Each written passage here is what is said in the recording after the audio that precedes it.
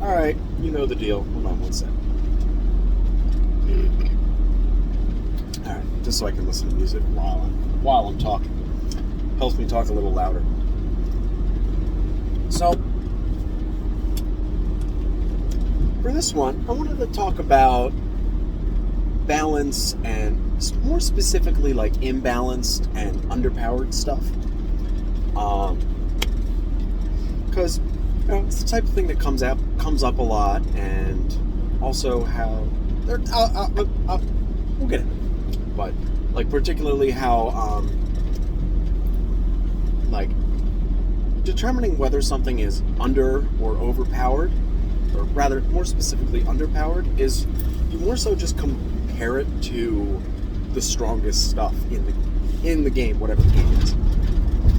And there's some other like more standardized metrics you could use, like something that's too powerful is something that lets you ignore mechanics in the game. But I'm not too worried about that. So playing through Elden Ring, and for those that aren't playing it, there's a few different ways. There's tons of different weapons you can use. There's tons of different ways to use the weapons as well. Specifically, the way most people will use a weapon, it'll be like you'll have a weapon in one hand and then like a shield in the other. You might have a single weapon in two hands. Or you might have two weapons in each hand. And there's varying properties with all those. Is that a fake on-ramp? Or one they plastered over? And specifically in Elden Ring, with two weapons in each hand, it's the first time that a mechanic called power stancing is back. Which, all that means is you can take two weapons of the same type, so like two straight swords, two, what do you call it? Yeah, like two straight swords, two katanas, two axes, two great swords, like two of the same type of weapon. Not the same exact weapon. Like, they just have to be two great swords. They don't have to be both, like, the grand divine butt stabber great sword. Like, they don't have to be the exact same. They just have to be the same-ish. And when you do that, then the L button or L1 button, or the left bumper, I don't know Xbox controls, but the top left button becomes a kind of like the power stance attack, where you swing both weapons at once. Why am I talking about this? Well, I went through, I'm like 80 hours in at this point. I'm like, I think 2/3 of the way through the game-ish, something like that.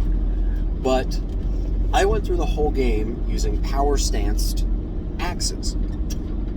And at first, when the game first starts, you don't really know what all the hidden stats are. Like, you don't know how much stagger damage a weapon exactly does. All you really know is, okay, this weapon has this attack rating, and it scales with these stats. That's all you really know. So I picked axes, because I like axes, and I liked their moveset enough. But the thing I noticed immediately was axes, like their power stance movement, or moveset, is extremely slow. But it feels really heavy, so I thought, okay, it's got some good, force behind it, so it's good at stagger and stuff or something. And most of the normal enemies, it's just kind of whatever. You just stagger them anyway. But didn't really put too much thought behind that. So I just ran around with these axes. But the point I got to in the game recently, I started struggling against a lot of enemies. I can't stagger anything. And on top of that, the axes are so slow to swing. It's like you swing both of them, and it's like do do do do do do, like that kind of rhythm. One, they come out really slowly. Like it takes a while to actually come out and connect. So sometimes an enemy can get away or just attack you first. The whole animation takes a while. So if they're not staggerable, while you're swinging in the middle of it, they'll just start their next round of whatever they're doing. And after the attack is over, it takes a long time for your character to recover from the animation. So it takes a lot of time to do all these things.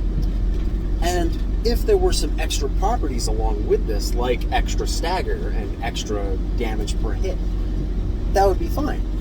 But there isn't anything like that. All the one-handed general weapons in the game, they all have different movesets and stuff. But they all have really similar levels of damage to speed to range ratios. Except for axes, maces, and hammers when power stanced.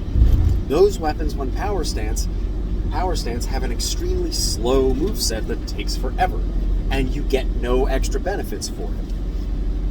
And I decided, like, out of curiosity, let me go look at, like, curved swords, because, you know, I really love big scimitars and stuff, too. So let me try out this moveset. I upgraded a pair of swords, changed their infusion to scale, so it's like the same build that I was using with the axes. I'm doing almost the same damage per swing, but I'm effectively swinging 4 times as fast. Because instead of do, it's did. Like, that's the rhythm. Like, you can do the whole 4-button combo that's like 2 attacks each. For the axes, it would take like 6, 7 seconds, 8 seconds. For these curved swords I'm using, it takes like 3 or 4 seconds. Do the whole thing. And at any point in those attacks, if I notice the enemy is doing something, I can stop attacking and recover in time to take a defensive action. It's fantastic. A bunch of bosses I was stuck on, I just came in and beat first try. I'm like, alright. And that's the type of thing that's kind of dejecting as far as I'm concerned. Because I really like the fantasy of having these 2 axes. They feel really nice. The moveset looks cool. But stat-wise, they're just not good enough. And sure, I could totally beat the game with them. But the way you end up having to tackle a lot of specific encounters, it gets boring. Like, because you can't take advantage of as many openings with this, so the fight takes longer. Because there's just a lot of things, like when the boss does like a specific attack, quicker weapons can take advantage and get in and attack, whereas excuse me, I'm still getting over a cold. Whereas with the with these scimitars, I can get in attacks and like it's good damage. Whereas with the axes, I can get in like 1 swing or like 1 double swing.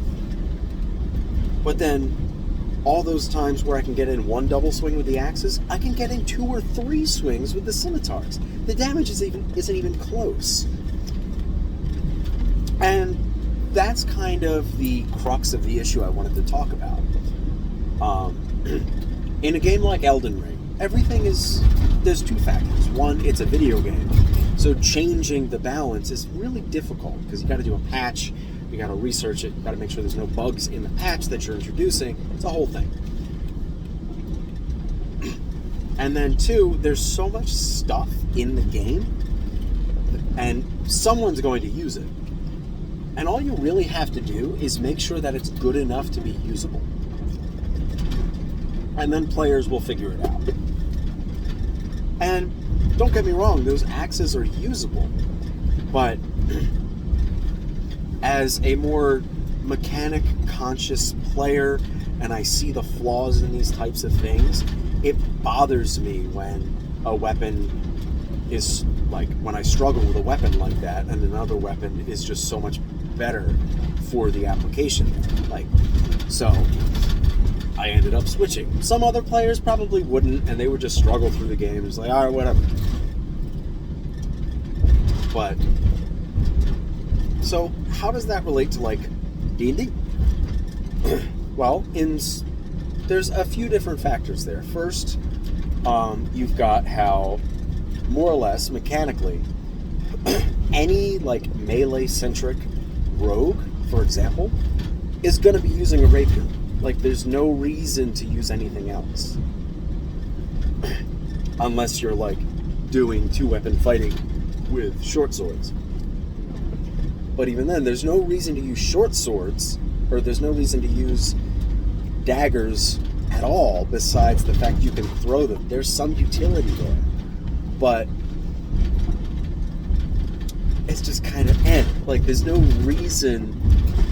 Like, being able to throw it is cool, but at the same time, you don't need, like, a lot of players are just going to go for that higher damage die rapier instead. Especially because if you want a ranged option, you can just favor, like, a crossbow instead, and then keep a short sword in your back pocket. You know, there's a lot of factors there. But what was that dying? And something I've seen, like, something the dungeon coach does is whatever, he doesn't super worry about the exact weapon people are using, and whatever the class you can use, whatever their biggest weapon die is, that's what you do. And that has some benefits, but something I also see a lot is, because, like, daggers are such a low damage type, you can give them, theoretically, a lot of other cool properties. Like, they teleport back to your hand after they're thrown, they do all this extra damage on when certain conditions are met. Like, they can be really powerful in other ways. Because they're daggers. They have a lot of, like, they're not as strong up front. So, like, magic versions can have all these extra stuff, but you can also just have a magic, greatsword that has those properties too. It kind of doesn't really matter. But more or less, like, in a situation like I had with Elden Ring and these axes that are weak, a lot of, like, 5e's design, it's like, yeah, it's fine. It does the job. And sometimes if a player finds it too weak, they can tweak it. But they might not even find it too weak. Like, every table is different. Some tables find rogues to be extremely overpowered when, like, in the optimization community, basically they'd never pick a rogue for any real reason. But, or how, like, more or less fighters have, like, the single strongest feature in the game with Action Surge. But,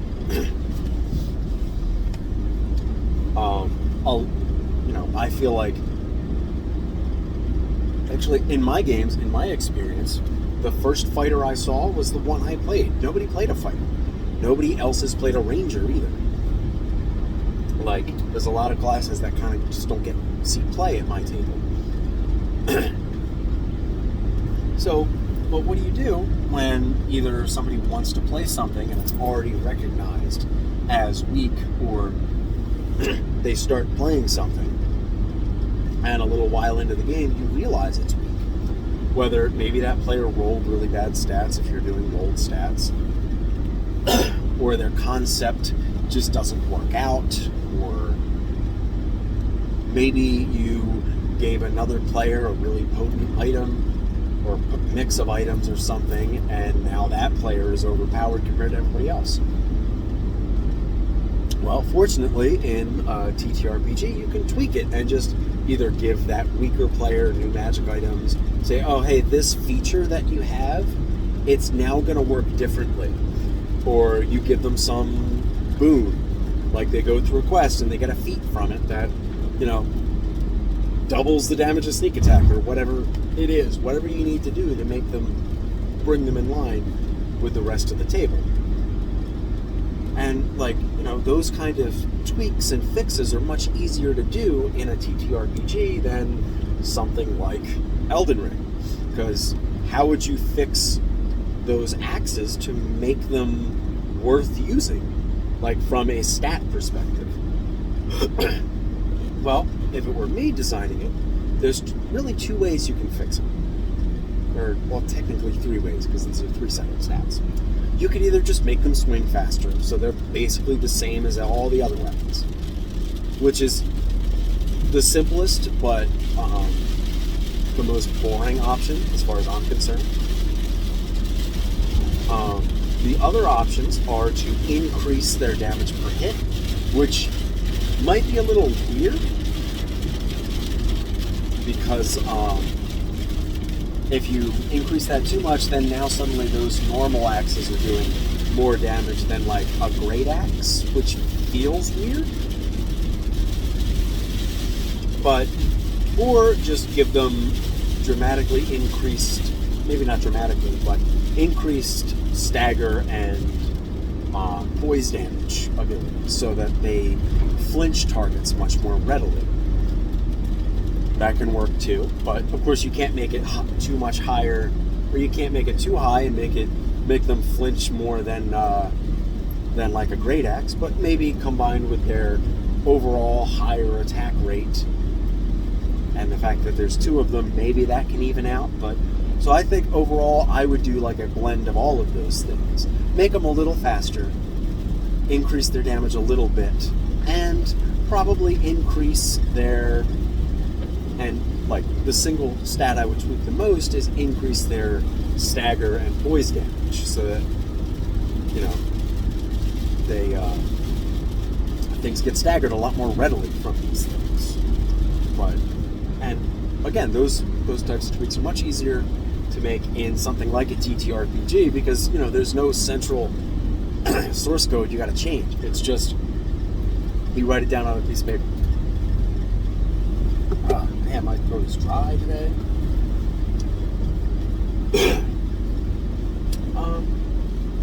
I guess that was just some thoughts on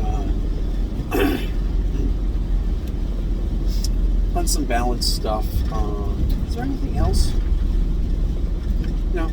I guess sometimes balance issues are less about like whether something is powerful enough, and more so about whether or not it's fun. Like, for example, the Dragonborn. The player's handbook Dragonborn are really bad. Like, their breath weapon is once a day, and they can use it once a day, and it's just like a few d6s worth of elemental damage. And it's not a very large area, and that's it. And it takes their whole action. It's like basically never worth doing. So instead, in Fizzbands, there's the new version of the Dragonborn, and that can use it proficiency bonus times per day, which I really like. Proficiency bonus tied to racial stuff, like to your character's species, like, and any special abilities you get there, tie that to proficiency bonus, and then class stuff technically should be more so tied to the class progression. But that's a whole multi-class issue. That's a different bag of worms. But different bag of cats. But and in it, so you get it more times per day, and it's a number of D10s. It starts off at 1, and every few levels you get an extra D10. It's more potent. You can use it more. And it is, it replaces one of your attacks. So if you're like a fighter, you can do attack, breath, attack at level 20. So you can use it more freely. And now, for some players, that's not necessarily the fantasy they want either. Like, let's say you're a Dragonborn sorcerer. You don't have extra attacks. And this breath weapon is basically just like an extra little area spell you can do outside of your spell slots. It's not like, it doesn't really do anything special for you. It's just like an extra thing. And that's fine. Sometimes features are just extra things. But like, if you were a Dragonborn sorcerer, especially a longer range oriented one that doesn't like to be in close range, one, this breath weapon doesn't have a huge amount of range.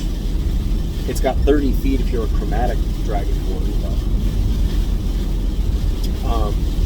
Other than that, it doesn't really do a whole lot. And you've got to be closer to use it. So maybe, like, if I had a player at my table that was playing a Dragonborn like that wanted a longer range option, maybe I would adapt their specific breath weapon to, maybe they could, use all the charges of their breath weapon at once and just add all the damage together. That'd be a little nuts, but who cares? Maybe I'd let them use it in a different way. Instead of a line, maybe it's like a fireball style, like 60-foot range, 15-foot radius sphere. It's just a fireball, like a breath weapon explosion wherever you want it. Maybe something like that. Maybe instead,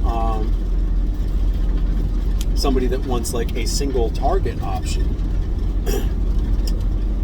maybe they get, twice as many uses, but they just make an attack roll and target one individual enemy, and that's it.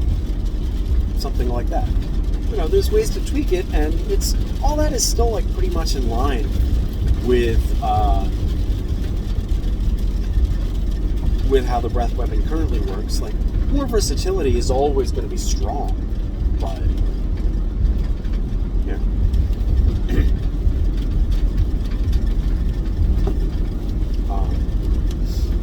Sometimes, a player that's the type of thing they're looking for. Like the Dragonborn that I'm playing right now, the Dragonborn Fighter, I'm much more focused on his martial side, and like one of the things, I took blind sight with that character, or blind fighting as the fighting style, and I'm kind of working that into like a martial art that's based around like the draconic presence, and how like dragons are these like hyper natural creatures, and they have this specific kind of unique ability to project their presence onto the world around them. And that's how his blind sight works. He kind of extends his aura out from himself, and he can feel everything around him. And I'm much more focused on his martial ability and his swordsmanship and stuff like that. Whereas if I was more focused on his breath weapon and those aspects of his character, which maybe I could always dig into those later. Something like, different uses of his breath weapon, like alternate firing patterns. Like, instead of the cone he has now, he could modify it to a line, modify it to a single shot, longer range explosion, all sorts of stuff. There's lots of ways to go about this. And it depends on what the player's looking for, what the DM is willing to handle. There's a lot of factors. So, I think that's all I really have to say on this subject. So, peace.